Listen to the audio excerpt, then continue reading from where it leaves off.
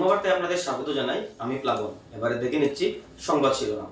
হাইকোর্টের নির্দেশের পরও ভূমির পাট্টা থেকে বঞ্চিত ভূমিহীনরা, ক্ষুব্ধ গ্রামবাসীদের স্মারকপত্র প্রদান জেলা শাসককে। প্রজাতন্ত্র দিবস পালনের প্রস্তুতি সম্পূর্ণ, শ্রীভূমিতে পতাকা উত্তোলন করবেন মন্ত্রী কৃষ্ণেন্দু পাল। হৃদরোগে আক্রান্ত হয়ে রাজপথে মৃত্যু এক পুলিশ কর্মী। কাছাড়ের বরকলায় সুপারি গাছ পড়ে মৃত 5 বছরের শিশুকন্যা। প্রজাতন্ত্র দিবস উপলক্ষে সেজে উঠছে সীমান্ত শহর শ্রীভূমি। প্রজাতন্ত্র দিবসের হাতে গোনা আর মাত্র 2 দিন বাকি। প্রজাতন্ত্র দিবসকে সুন্দর ও সাফল্যমণ্ডিত করে তুলতে নানান প্রচেষ্টা চালিয়ে যাচ্ছে জেলা প্রশাসন। এবার শ্রীভূমি জেলার সরকারি উচ্চতর মাধ্যমিক বিদ্যালয়ের মাঠে আয়োজিত মূল অনুষ্ঠানে পতাকা উত্তোলন করবেন নবনিযুক্ত মিন ও পশুপালন মন্ত্রী কৃষ্ণেন্দু পাল। মন্ত্রিত্ব লাভের পর নিজ জেলাতেই পতাকা উত্তোলন করছেন মন্ত্রী কৃষ্ণেন্দু পাল। প্রজাতন্ত্র দিবসের মার্চ পাস্টকে সুন্দর করতে প্রতিদিন মহড়া চালিয়ে যাচ্ছে পুলিশের বিভিন্ন বাহিনী সহ এনসিসি ও স্কাউট গাইড ও স্কুলের ছাত্রছাত্রীরা। শুক্রবার সরকারি উচ্চতর মাধ্যমিক বিদ্যালয়ের খেলার মাঠে প্রজাতন্ত্র দিবস উপলক্ষে শেষবারের মতো মার্চ পাস্টের অনুশীলন করা হয়। এদিকে প্রজাতন্ত্র দিবসকে কেন্দ্র করে প্রত্যেকটি দোকানে দোকানে সুন্দর করে জাতীয় পতাকা সাজিয়ে রাখা হয়েছে। জাতীয় পতাকা ক্রয়ের জন্য বিভিন্ন দোকানে ভিড় জমিয়েছেন শহরের সাধারণ নাগরিকরাও। প্রজাতন্ত্র দিবসকে কেন্দ্র করে শহর জুড়েও স্বচ্ছতা অভিযান চালিয়ে যাচ্ছে শ্রীভূমি পৌরসভা। প্রজাতন্ত্র দিবসকে সুন্দর ও সাফল্যমণ্ডিত করে তুলতে পুরোপুরি প্রস্তুত শ্রীভূমি জেলা প্রশাসন।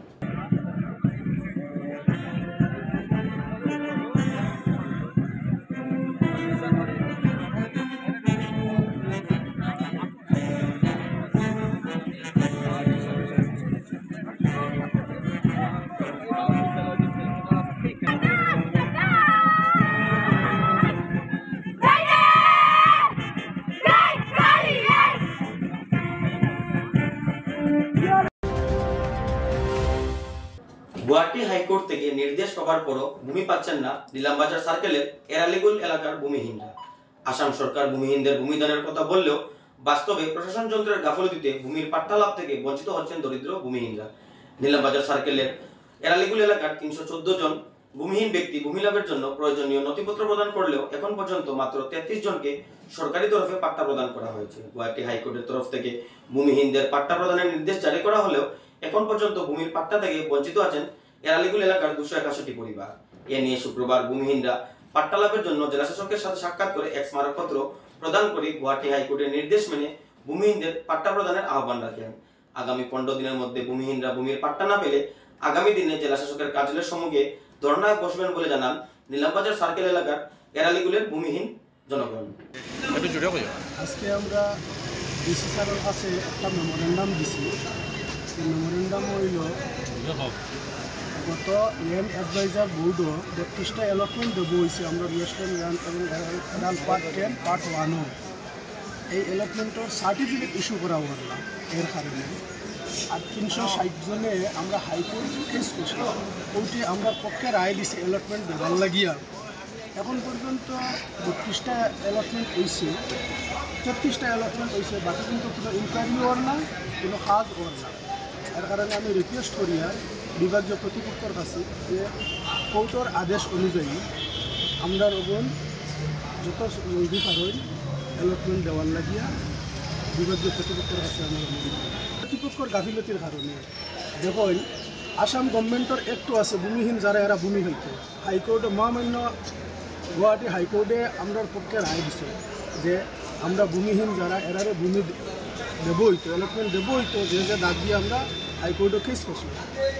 এরপরে আজকে দীর্ঘদিন হওয়ার পরে আমরা কোর্ট ভায়োলেশন করছি।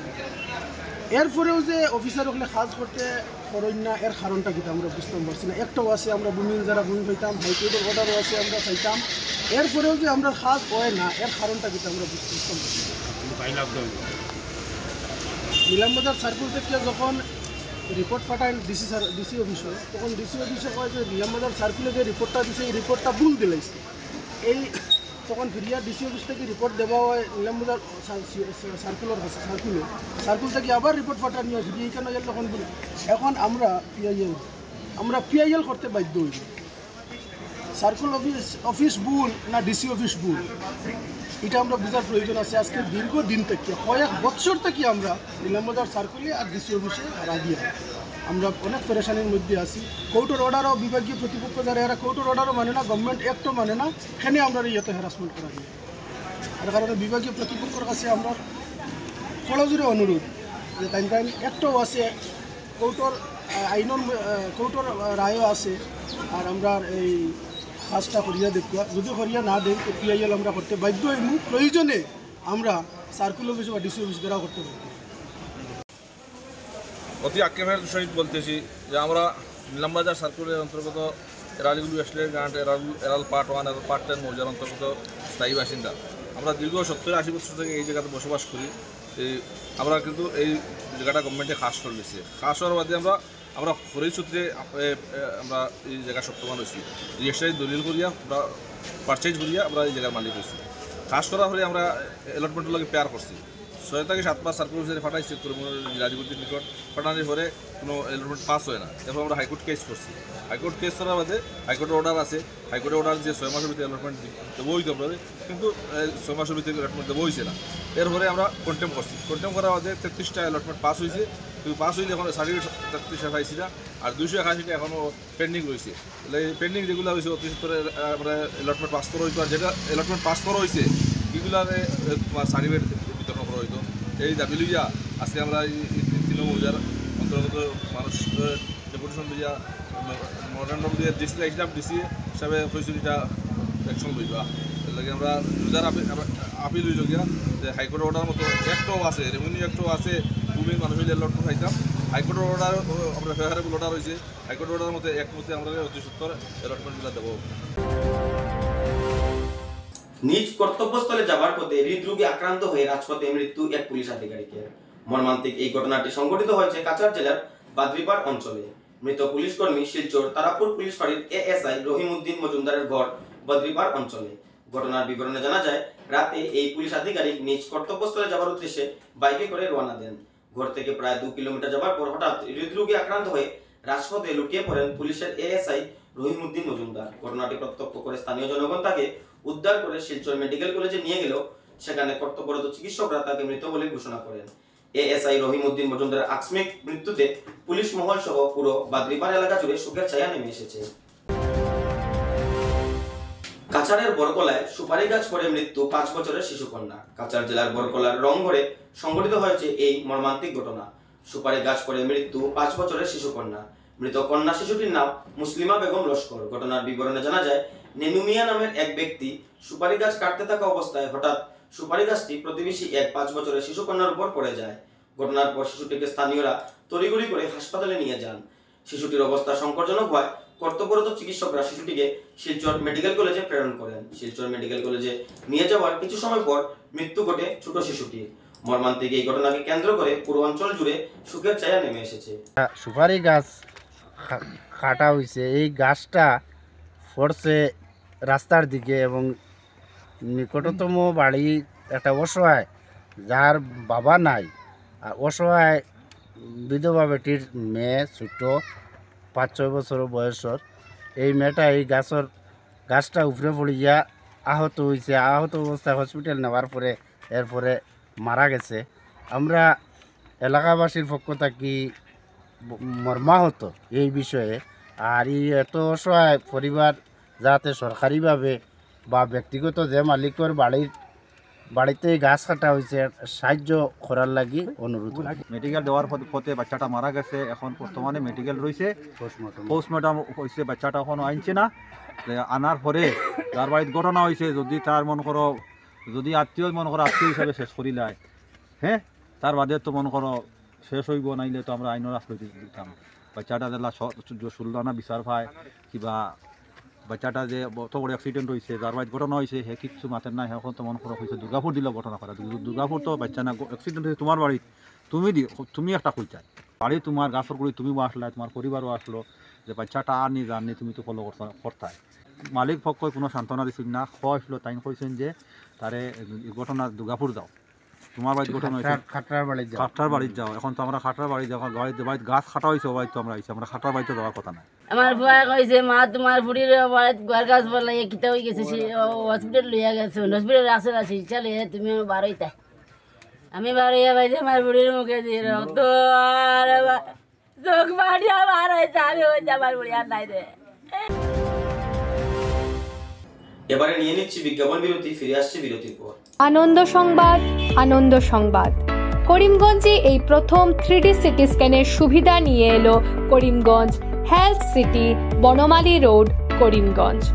পুরো শরীর 3D সিটি স্ক্যানের সুবিধা এখন পাচ্ছেন করিমগঞ্জে। আন্তর্জাতিকভাবে বিখ্যাত ডাক্তার দ্বারা রিপোর্ট।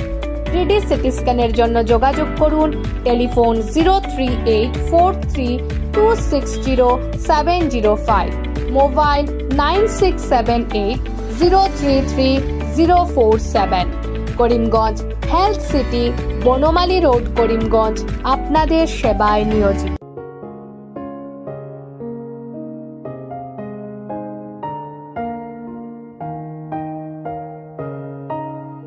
চিকিৎসা সেবায় নতুনত্ব নিয়ে হাজির নিউ লাইফলাইন হাসপাতাল। অত্যাধুনিক প্রযুক্তিতে এখানে pinhole surgery, gallbladder, appendix surgery করা হয়। শিলচর মেডিকেল কলেজের সার্জারি বিভাগের অতিরিক্ত প্রফেসর ডক্টর RC শ্যাম সার্জারিগুলি করবেন। তাছাড়া তিনি প্রতি শনিবার বিকেল 3টে থেকে OPD-তে রোগী দেখবেন। রয়েছেন শিশুরোগ বিশেষজ্ঞ doctor Gulzar হোসেনও।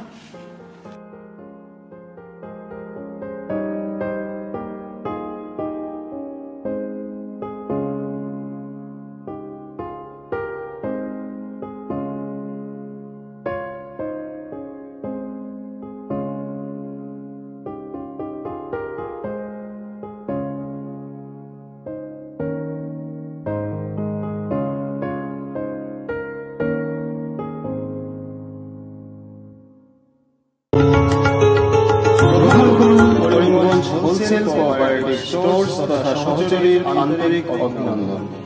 Karimganj wholesale cooperative স্টোর্সের নিয়ন্ত্রণাধীন স্টেশন রোডস্থ বিভাগীয় বিপণী সহযোগী নতুন উদ্যোগে সমৃদ্ধ হয়ে জনগণের সেবায় এগিয়ে এসেছে। তুলনামূলক কম মূল্যে নিত্য প্রয়োজনীয় দ্রব্য সামগ্রীর যোগান অব্যাহত রাখতে সহযোগী কর্তৃপক্ষ বদ্ধপরিকর। জেলার সমবায় আন্দোলনকে জোরদার করে তোলার ক্ষেত্রে করিমগঞ্জ হোলসেল কোঅপারেটিভ স্টোর্স তথা সহযোগী কর্তৃপক্ষ সকলের আন্তরিক ও সক্রিয় সহযোগিতা কামনা করে। নতুন আঙ্গিকে বাস্তব পরিকল্পনা নিয়ে সহযোগী স্টেশন রোড, করিমগঞ্জ আপনাদের সেবায় সদা প্রস্তুত। স্বাস্থ্য সংক্রান্ত বিষয়ে খরচের কথা ভেবে চিন্তিত হচ্ছেন? এখন আর চিন্তার কোনো কারণ নেই, কারণ আপনাদের সেবায় এসে উপস্থিত হয়েছে জীবনজ্যোতি হাসপাতাল। এখানে অনেক কম খরচে আপনি পেয়ে যাবেন অনেক অভিজ্ঞ চিকিৎসকদের দল। Child specialist, cardiologist, urologist, gynaecologist, skin specialist, orthopaedics, neurologist, এছাড়াও নর্মাল ডেলিভারি, সার্জিয়ান ডেলিভারি, সব রকমের ortho surgery, advance laparoscope surgery, knee replacement, spine surgery, সব রকমের ইউরো সার্জারির সুবিধা ছাড়াও অপারেশন থিয়েটার, 24 ঘন্টা emergency ward, ICU labour room, medical specialist, general ward, laboratory, hospital dispensary, গাড়ি পার্কিংয়ের স্থান ছাড়াও নানান প্রকার সুযোগ সুবিধা অনেক কম খরচে লাভ করতে পারবেন জীবনজ্যোতি হাসপাতালে। তাই আর দেরি না করে আজই চলে আসুন। যোগাযোগের নম্বর 7637062954, 8638048459। আমাদের ঠিকানা নীলামবাজার, গান্ধী জিপি, দুর্গানগর রোড, আসাম 788722।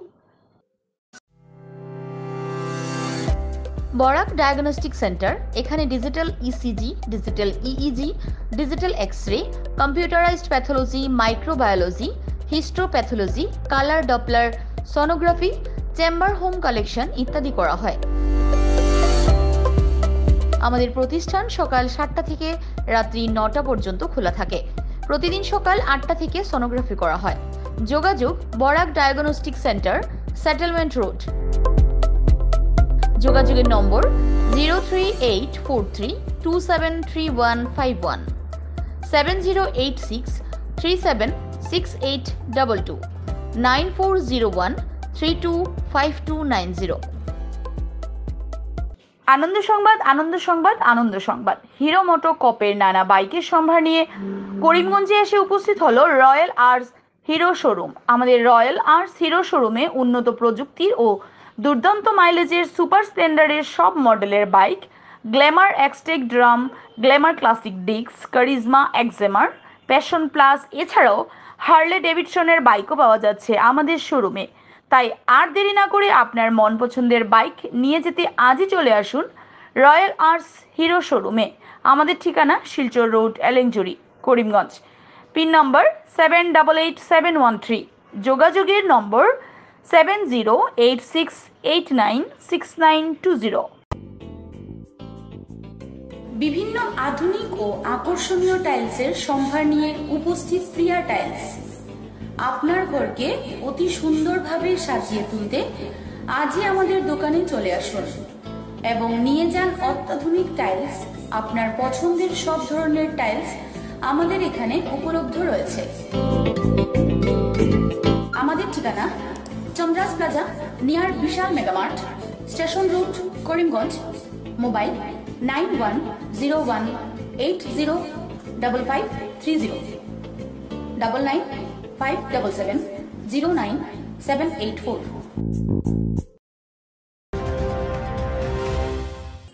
সুরমা বার্তা আজ এ পর্যন্তই। আগামীকাল আবারও দেখা হবে একই সময়ে একই চ্যানেলে। নমস্কার।